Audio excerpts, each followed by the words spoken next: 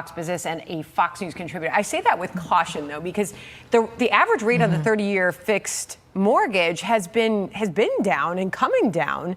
The interest rate we're talking about is more the short-term lending that they're trying to get going again. So big picture, is this going to improve the housing situation and make things more affordable?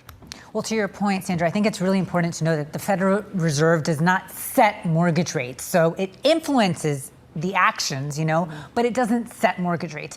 And for that reason, I think that we actually saw mortgage rates go up in many cases after his press conference because of what he delivered to the American people. I spoke to a lot of mortgage brokers that said they actually got better rates for their clients last week. One told me that he got 5.85% locked in for a jumbo loan than he was able to get today.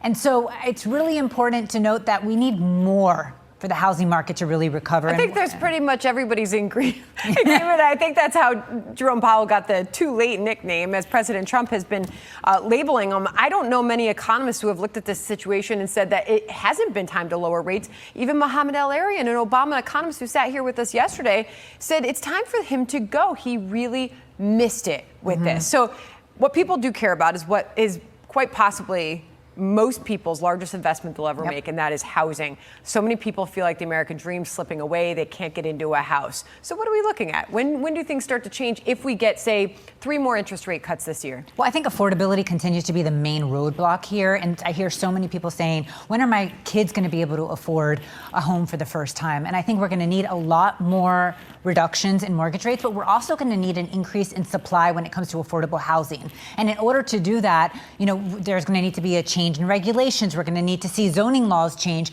And for that reason, I do believe that if Trump declares a national housing emergency, he's not going to overstep on the local and state governments, but I do think that he could lead and encourage change when it comes to zoning. We also have to remember that 20% of the cost of a new home are regulations, permits. 40% for multifamily. And so we're going to need to see more supply come into the market. And then some people may say, well, there's a lot of supply in Florida. That's one market. And, we are seeing a lot of people pull their homes off the market in Florida because they're not able to get the prices that they're expecting. I think we are going to see those sellers come back as interest rates come down. Really interesting. I think this gives a really good snapshot of that affordability crisis when it comes to housing. Let me put these numbers up on the screen because this is what people are dealing with. This is what they're feeling, Katrina. The median income needed for the average price home today compared to 2021. So the average price then was $346,000. Okay, you needed $70,000 median household income to afford a home. Now that median sales price of a new home is $418,000, and you need a median household income of